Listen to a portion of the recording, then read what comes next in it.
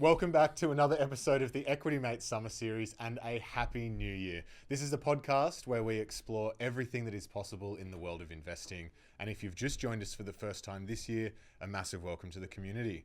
My name is Bryce, and as always, I'm joined by my equity buddy, Ren. How are you? I'm very good, Bryce. Very excited for this episode. It's a new year, but one thing that doesn't change is how excited I am for this content, for this series, and to keep learning about investing. Yeah. Now, over the course of this series, we're speaking to some of the best financial advisors and investors in Australia to understand how they invest, the lessons they've learned throughout their career, how they would start investing if they had to restart again today, all to draw out some actionable insights that we can take and apply to make 2025 our best financial year yet. And today, joining us in the studio is Chris Wheldon. So Chris is now a private investor, but has extensive experience across global public equity and domestic private equity markets. He was formerly the Portfolio Manager of Magellan's high conviction strategy and an expert that we've had on the show many a time before and just love speaking to. Yeah, I think the first time we spoke to Chris was 2018 or 2019, like pretty early in the Equity Mates journey. And he's always one that has really stood out to us in terms of just like the amount that we've learnt from talking to him. Yeah. Yeah. And so this conversation was no different. It was full of really interesting insights. But particularly, every time we've spoken to Chris previously, it was about public market investing. It was about finding, stocks that are growing or that are undervalued and investing in them.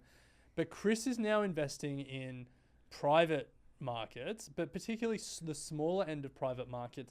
And he's really riding the intergenerational wealth transfer that's happening as baby boomers retire, as they sell their businesses, and as they move on with their lives. Yeah. And it is just a fascinating world where it's a completely new opportunity set and a completely new competitive set. And it's like, what are the new investing lessons that he's learned, and what are the things that are timeless and transcend asset class and markets? Yes, we're certainly obsessing over this idea here in the Equity Mates office, at, having learned a little bit more about the opportunity. And we should give a shout out if you have parents or grandparents that are looking to sell their business. Yes. Hit us up and we'll be able to connect you. As much as we love Chris, tell us first, yes, please. Tell us first. But look, speaking of investing in private markets, we should say a massive thank you to our series sponsor, Viola Private Wealth, who is supporting this series and supporting their clients invest in all kinds of interesting and exotic asset classes. That's it. Viola Private Wealth combined decades of experience with a dynamic approach to investment management. Managing over $2.5 billion in assets, they help high net worth individuals and families navigate an ever-evolving financial landscape with confidence. Charlie Viola is consistently a top 5 financial advisor on the Barron's 100 list, and we can't be more thankful for his support of Equity Mates and for Viola Private Wealth's support of this series. So to find out more, head to violaprivatewealth.com.au. Well, without further ado, here is our interview with Chris Wheldon. Well, Chris, welcome back to Equity Mates. Hi guys, great to see you. Yes, very excited for this. Now, we're going to start with the concept of investing being a lifelong journey, something that, everyone is always working on to try and master, but perhaps never quite does. And we're always interested to know what our guests are working on in their pursuit for excellence and mastering the discipline of investing. So what are you working on right now? Yeah, I agree. It's a lifelong journey, and that's what makes it fun. I'm still spending a lot of my time trying to find and invest in strong, durable, advantaged, and well-run businesses. Maybe the more recent twist is that I'm looking in private markets for really good small and mid-sized businesses to acquire and to partner with, as well as still scouring, global public markets. The private stuff, it's always something I wanted to do. I can remember back to one of my first performance reviews at Magellan many years ago, and speaking about wanting to scratch that itch of all the lessons and all the learnings that come from being inside the four walls of a business. Because as public or listed equity analysts, portfolio managers, you spend the whole time outside the four walls of the business trying to look in, peek in, understand what's going on inside the business and what its future prospects might be. And I guess I can kind of relate, my own lived experience at Magellan. I knew far more about what was going on inside the business because I was on the inside than I would have if I was just a external shareholder relying solely on the information in the public domain. It's a completely different lens and a completely different level of understanding. So it's always, it's a curiosity I always wanted to follow into private markets and really try and explore and understand what Buffett meant when he spoke about being a better investor because he was a business person and vice versa. That there's plenty of lessons from public markets that are transferable into exploring these private opportunities. But equally, there's a pretty enormous learning curve to go up when it comes to sourcing and diligencing, completing, and then executing on those private opportunities. And being on that learning curve, again, it's certainly been frustrating at times, but it's also been a lot of fun. Now, Chris, you've really opened a door here when we're talking about private markets, and especially like the smaller end of private markets in Australia, because it's something that we've often chatted about. Bryce especially has been really interested in the, there's a lot of talk about the great wealth transfer in terms of, baby boomers passing down their assets, but there's also going to be a big transfer of businesses, and there's going to have to be buyers for a lot of businesses that are run by baby boomers. And we're sort of seeing an industry emerge in the US, but at least as far as we knew, there wasn't much happening in Australia. So the fact that you're sort of in that space and seeing what's going on has really piqued our interest. So can you just tell us what is going on? Like, is there a robust private market that we're just not really aware of? There is. I'm not sure how robust it is. Look, the big picture, the demographic dynamic that you mentioned, Alec, there are plenty of interested parties who are trying to help transition those smaller mid-market businesses that might have been founded 20 or 30 or 40 years ago by a vendor who these days might be in their 60s or 70s or 80s, who may not have the kids involved in the business, but will need to think about transition and succession and what the right home for their business will be. And look, at the big end of town, there's very well established private equity buyers. In the small and mid-market, it's less established. You've got private individuals, you've got some high net wealth and family office groups, you've got competitors looking to buy each other out. Increasingly, you've got some search fund. The search fund model has found its way from the United States increasingly into Australia.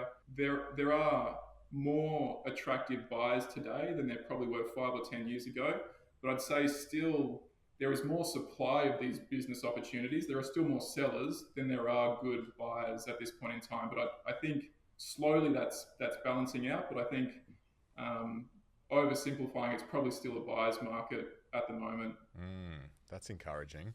So, Chris, I imagine it's been a pretty steep learning curve coming from public equities into, being a private investor and not only remaining in public equities, but trying to build out a private, equity portfolio, so to speak. So what is the process that you go through to learn the skills about analyzing these private businesses?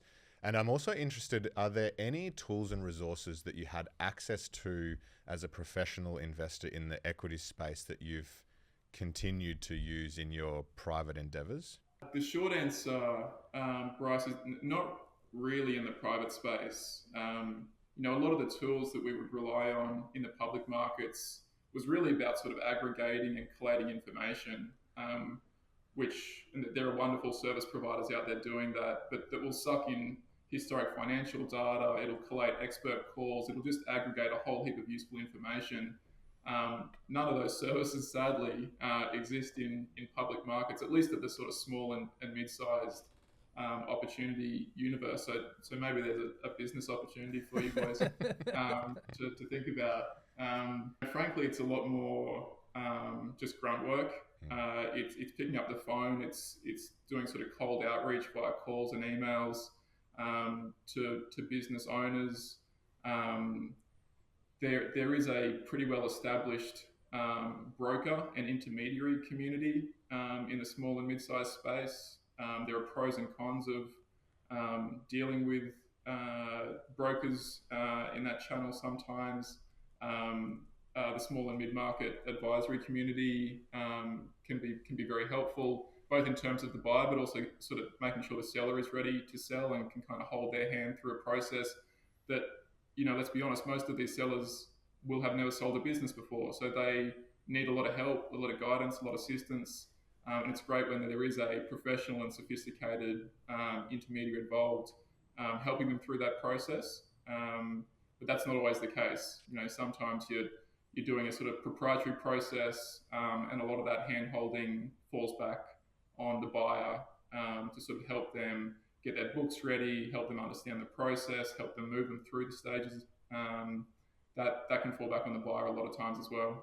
Well, Chris, I feel like we've like kind of just cracked the door into what is a very interesting world, and I feel like there's more conversations that we'd love to have with you around what you're doing in private markets and what you're seeing with this great wealth transfer and the like. But we don't want to dwell on it today, because what we really want to do with this series and with this conversation with you today is unpack lessons that you've learned over your journey that we can all take and internalize and use as we try and become better investors as well. And so to do that, we want to start at the very beginning, at your introduction to investing. How were you introduced to it? What was your first taste of the world of investing? I had no idea what I was doing, and that's the honest truth. In hindsight, I had no right to be investing.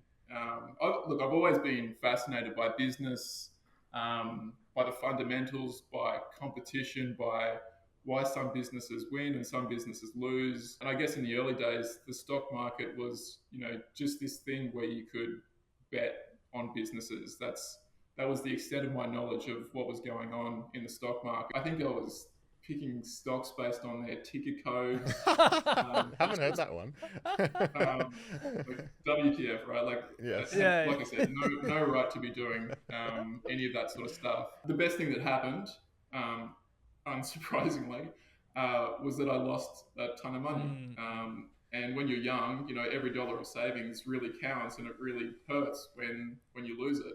And I certainly did lose plenty investing that way. So it forced me to stop and go back to the drawing board. And I guess I just started reading widely.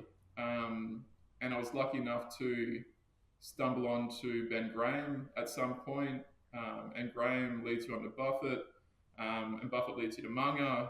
And then you start seeing names like Seth Klarman and Howard Marks and Joel Greenblatt pop up in everything you're reading. So you start reading all their stuff, and you start eventually reading about the great private equity and VC investors. You stumble on behavioral finance. You stumble across all the great biographies and autobiographies, and sort of on and on and on. But so slowly but surely, those tentacles start to spread, and you can cherry pick ideas, and you start building your own investing framework. But I think what's really important then is that you start applying that framework. There's nothing quite like the experience of deeply analyzing a business and an industry, doing really good work around risk and valuation, and having Mr. Market eventually provide you with a really interesting share price to take advantage of that. And in taking advantage of that price and seeing your investment compound over time, that's, they're the sort of feedback loops that will kind of cement the process. You learn to sort of iterate on what works and what doesn't work. And when that happens, and it never happens without a very healthy dose of luck along the way, when you start receiving that feedback, it just allows you to constantly refine the process over and over and over again. Now, Chris, I think one thing that people can take heart from there is that a lot of your learning was self-directed. It was, reading and learning from experience. John Hempton has this quote that every new investor should read 5 investing books. It doesn't matter which 5, but they should just read 5, which I always quite like because I think there's some truth to it. But in all of what you read in the early days, does anything stand out as particularly good that you would direct any young investor to read so they can take similar steps to you? Nothing new or unique, right? It's, I still think probably the intelligent investor is foundational. If you can kind of really digest those lessons around Mr. Market and margin of safety and just how to think about the stock market, which I didn't know how to do, right? Until sort of reading that book, I sort of saw the stock market as this weird, wonderful tool where you can kind of bet on businesses and, trade and things like that. But once you start to sort of really internalize that share market is there, it's almost, it's funny. Imagine a world without it. It's a bit of a gift that we have this thing called the share market where any of us with a very small amount of money can go away and do a ton of work on some of the very highest quality businesses on the planet, do a heap of good fundamental work, get to know the business really well, get to know its competitors, the industry, learn a lot about the management and so forth. And every so often that market will serve you some, pretty incredible opportunities. That's a real gift that we all have access to. And it, imagine a world without it, it would, it'd be much less fun. So it's it's pretty incredible that we've got a service or a tool like that. But I think that's kind of the trick, right? It's just remembering that it is a tool for us to use when it's at our advantage to use and to ignore it.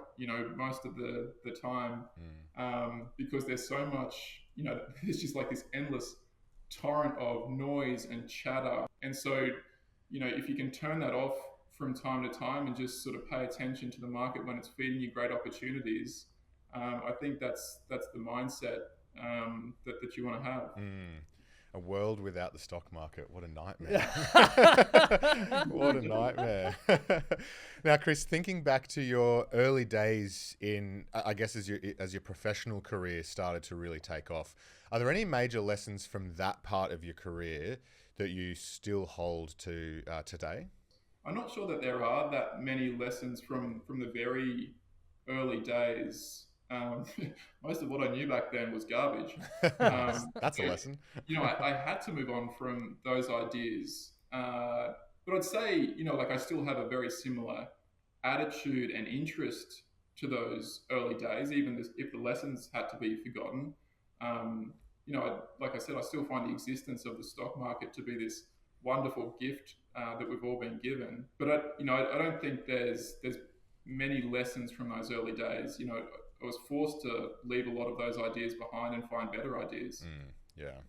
Well, if we fast forward to today, Chris, like through all your experience now, getting into private markets as well, just like from the totality of your time as an investor, have you developed a personal investing philosophy? Yes, I have, but it's iterative. So I have a philosophy today, and it's probably meaningfully different from where it was a decade ago. And hopefully over time it'll sort of improve and change a little bit as well. But I think it's really informed by understanding how compounding and compound interest works.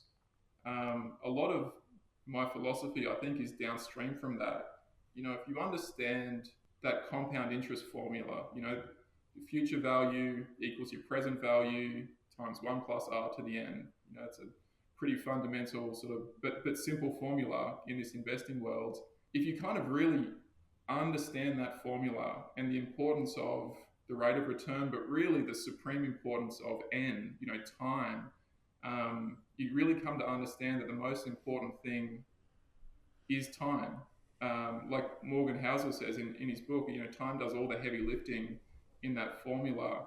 So look, it's important to have a good rate of return that you earn over time, but not necessarily an optimal rate of return that you can achieve in any short-term period. Because again, you want to be doing things that will keep compounding over time rather than sort of risk impairing it at any point by reaching a little bit too far and then perhaps taking some backward steps. There's probably a real insistence on four things.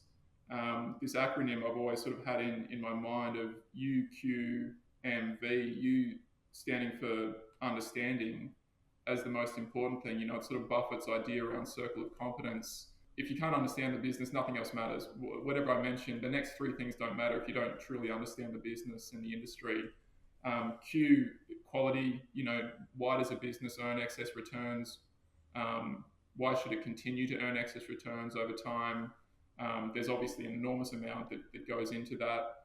M is sort of management and agency considerations. You know, do you have experienced, talented, aligned managers working alongside you, working for shareholders? And then V, value. You know, that's also a critically important piece. You will find in listed markets businesses you understand that are really high quality with great management, but they're priced to reflect that. So you've got to sort of patiently wait for evaluation opportunities, which markets will give you from time to time. You know, so for our younger audience, you know, I often try and ask people I'm talking to, you know, four questions. If you were trying to achieve a really good long-term investing outcome, do you think you're more likely to achieve that by only investing in businesses you truly understand? Or likewise with quality, prospects for earning compounding returns over a long period of time seem much higher when you're investing in incredibly advantaged, durable businesses with great and expanding moats, businesses that are getting better in quality over time, rather than businesses that are suffering at the hands of capitalism and competition, where you might have a lousy balance sheet, you might have regulatory risk, all those sort of things. Again, you're probably going to get a better outcome by investing in the first type of business. Third question, you know, are you likely to get a better outcome with an aligned management team with skin in the game, who's got experience, who's got talent, who's got integrity, all those sort of things? Or, you know, a spiv who's out for themselves, who's short term, who doesn't understand capital allocation? And lastly, I mean, very simple question, do you think you'll get a better outcome buying something for less than it's worth, or for paying more than it's worth? So I think if you kind of put all those things together, that's the philosophy that I think through these days. And I don't think there's anything unique or insightful. That's pretty well understood by most people. I think if there's any trick, it's waiting till you find all of those qualities. We're sort of getting into the psychology of patience and discipline and independent thinking and the willingness to look wrong and to look stupid. It's being disciplined around demanding that margin of safety, even when you found a really well-run, high-quality business. So we're kind of in that, you know, the baseball analogy of just waiting for that fat pitch and just letting opportunity after opportunity go by that doesn't make sense. I love that, Chris. UQMV. It could be UQMVP if we throw patience on the end there. So I'll be putting that one in. And Chris, I might be wrong here, but you went to UQ, didn't you? Yeah. Yeah, there you go. Wow. The UQ MVP. The UQ MVP. Nice. You've done your research. Yeah. So, Chris, does this change when you're looking or spending more time in private markets? Have you changed that philosophy in any way? Or I guess on the other side, has spending time in private markets given you better insight into your view on business and investing in public markets?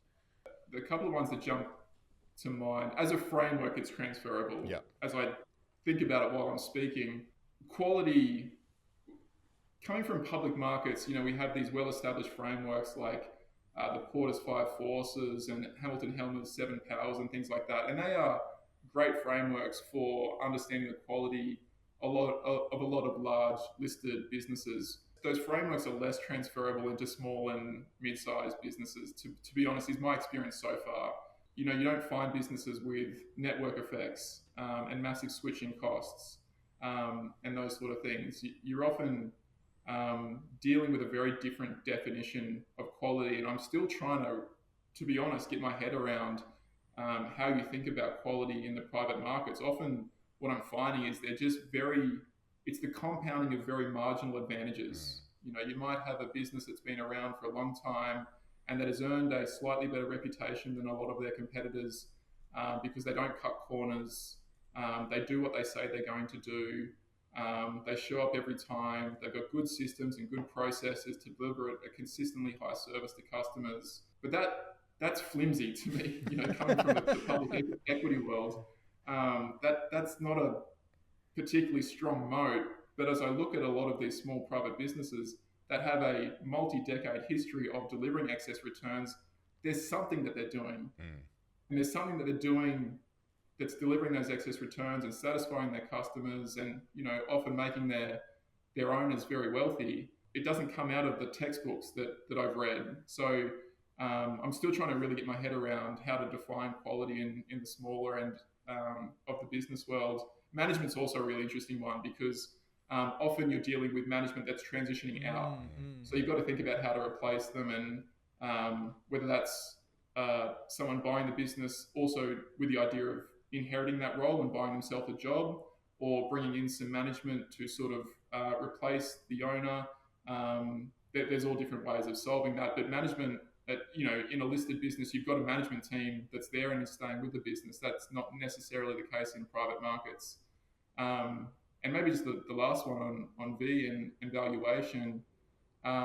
It's really interesting. You know, public markets, the price is the price. You know, you take it or you leave it. That's not always, or that's not the case at all really in private markets. You know, everything's negotiable. You can negotiate the price, but you can also negotiate terms and conditions and structures and timeframes and downside protections and all these other things as well. So there's just more tools available, more levers you can pull to help solve problems, to get a transaction done that suits both the seller and their requirements, but also you as the buyer. So that's a big difference in private markets. Stepping back, I think having spent a little bit more time in private markets is definitely increased my appreciation for any business that has been successful for a long period of time. Irrespective of whether they're listed or unlisted, capitalism is just so damn hard. And when you're seeing that more from the coalface or inside the four walls of the business, and how you are showing up day after day after day, and it's a knife fight with competitors, I certainly have got a sort of deeper level of respect and regard for any business that's resisted the forces of capitalism for an extended period of time. That they're doing something special. So that's definitely something that's changed for me over the last few years. Yeah, I was going to ask, so we covered off QMV in your framework there. I'd love to also cover off on you, the understanding, and just like from your perspective, you know, as a public market investor for the majority of your career, you were taking minority stakes in these very large businesses. Now you're taking majority stakes in smaller businesses. Does that change how you approach that first step, the U? Like, do you find that you need to have a deeper level of domain expertise, or how are you approaching that?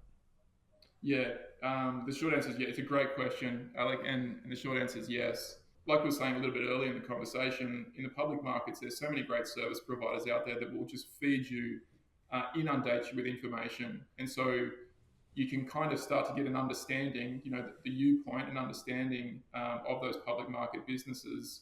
And look, not everyone is going to understand every business. So even though all that information is out there, it still might mean that you go through, and I can certainly relate to my experience, you know, biotech or something like that, or something that was incredibly technical. I could have had access to all the information in the world, but I still wouldn't have understood the business or the industry and its prospects. It's a little more challenging in private markets just because you don't have access to such rich information. You've got to do a lot of that work yourself. But there is upside to doing the work yourself because there's probably fewer people out there doing it. So it probably does mean, I think the thrust of your question, Alec, is you sort of are excluding more industries because it's hard to find good information on them. But when you can find industries that you do have some knowledge of, and I guess I'm a little bit lucky, not overstating this, but just a little bit lucky of I was very fortunate to look at a lot of different business and a lot of different industries and business models back in my sort of public equity time. I sort of come with some of that into private markets. So, for example, one of the businesses I'm looking at the moment, without giving too much of the specifics away, is a hardware retailer in a rural town a couple of hours outside of Brisbane. It has a very similar business model to companies like Home Depot and Lowe's and Tractor Supply Company, businesses that I've followed for a very, very long time. This business that I'm looking at, it's been around for 90 years. It's very profitable. It's got wonderful economics. It's a local monopoly, but it's a single store. Whereas Home Depot has 2,000 stores or something like that in North America. So again, not apples to apples, but if I look at, I think Home Depot's trading at sort of 25 or 26 times forward earnings, where you can buy a great business like that on the public markets. This business that I'm looking at, let's see, but I'm pretty confident if we decide to acquire it, like it might be at 2 or 3 times earnings. So, not the same apples to apples in terms of quality, but the price reflects that as well. It's a very, very different price proposition. The risk return in public markets is one thing. It's different in private markets. That's inherently a more fragile and narrow business, but it's available at a very attractive price to reflect those increased risks. Nice. I know what I'll be Googling after this. So.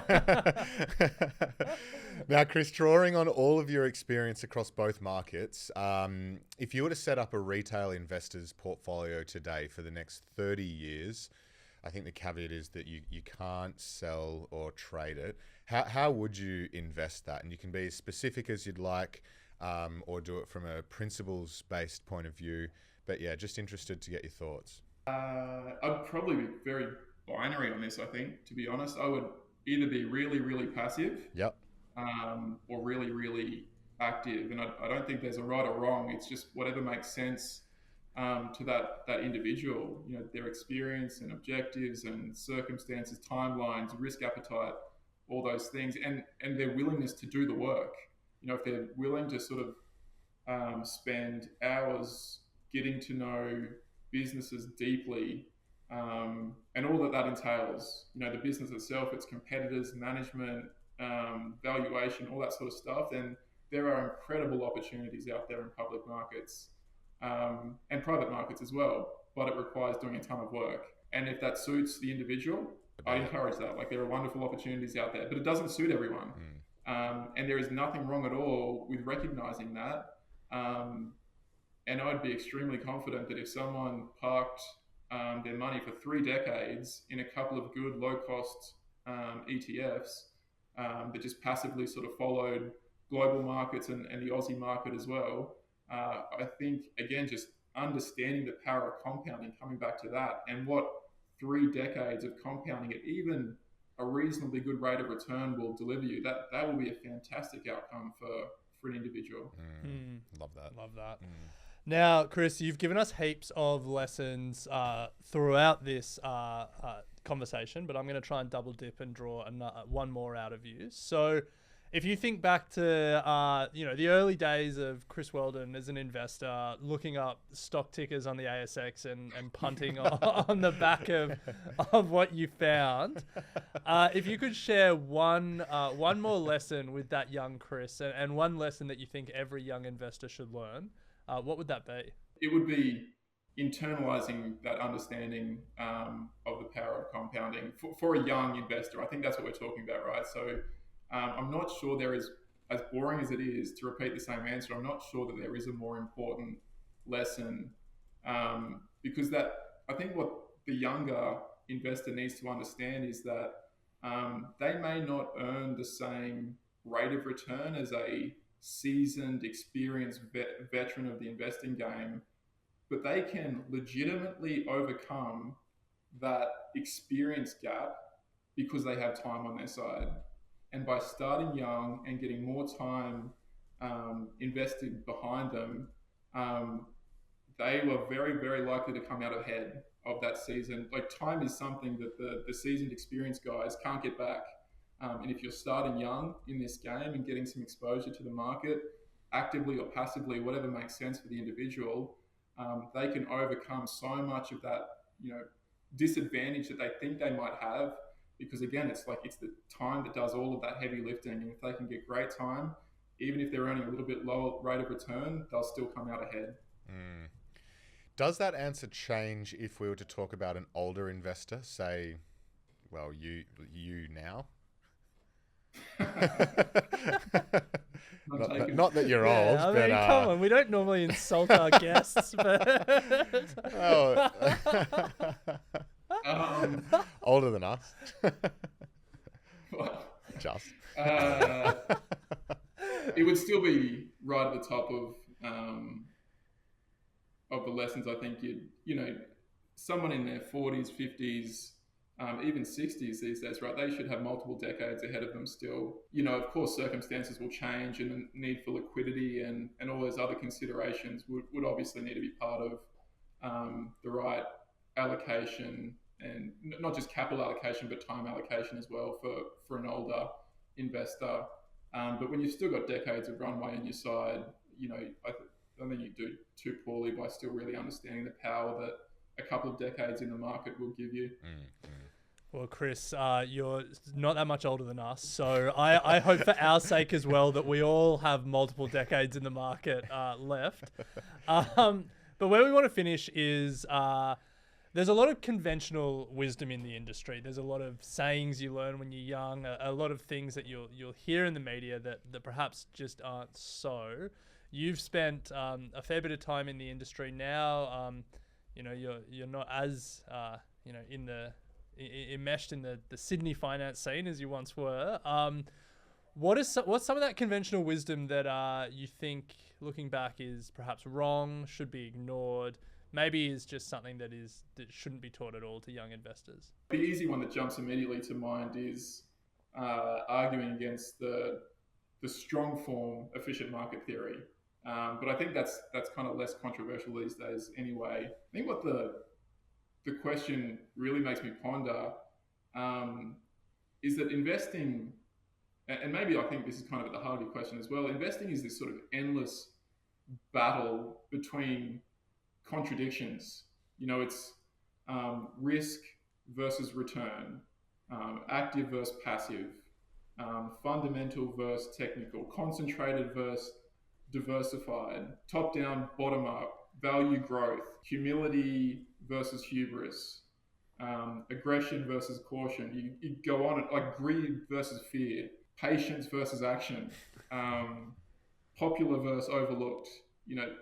These are just endless contradictions that you're constantly exposed to in investing markets. And I guess I think the reality is, if you sample broadly enough, you'll find investors that have made money over time doing all of those different things. Whether it was concentrated or diversified, you'll find examples of good investors doing those two opposite things. Those that take more of a top-down approach versus a bottom-up approach. The value guys versus the growth guys. There is just this endless contradiction of how you should invest, I guess, conventionally. But there's plenty of people that have proved that there's no single right way of doing it. So I certainly don't feel confident to say what conventional wisdom is right and which is wrong, but it's probably, up to the individual again, and exposing themselves to all those different ideas. Like we mentioned earlier, sort of cherry picking the ones that suit them, their experience, their objectives, building their own framework around that, and proceeding, getting out there, like I said earlier, not just reading about it, not just talking about it, but actually sort of allocating some capital, getting that feedback that comes from taking on some risk, from underwriting an investment, from seeing it go poorly or go well.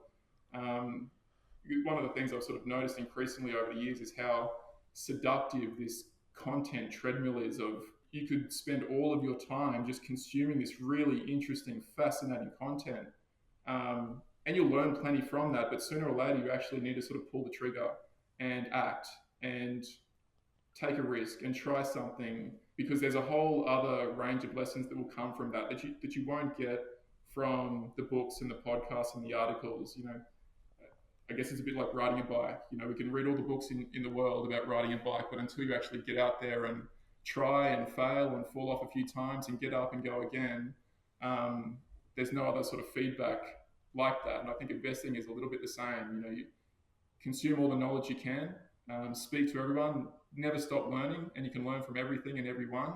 But you've also got to get up from behind the desk, you know, close Excel, close the spreadsheet, shut down the computer, and actually go and risk some capital. You'll get a whole heap of other range of lessons that come from that as well. Awesome way to finish, Chris. Just like when we interviewed you in the early days of Equity Mates, this interview was full of actionable insights for everyone listening. I certainly learnt a lot. So thank you so much for taking the time with us today. We really do appreciate it. It was great to chat. Great to see you both, guys. Really appreciate your time. Thanks, Chris. And before we go, a massive thank you to Viola Private Wealth for their continued support of this series. Managing wealth in a dynamic economy requires agility and insight. With Viola Private Wealth's expertise, clients are equipped to not only endure market changes, but thrive in any environment. For more information, head to violaprivatewealth.com.au. Now stick around, because next episode we are interviewing James Miller from Firetrail, and all I'm going to say is this interview had more stock tips in it than the entire series combined. So we'll leave it there.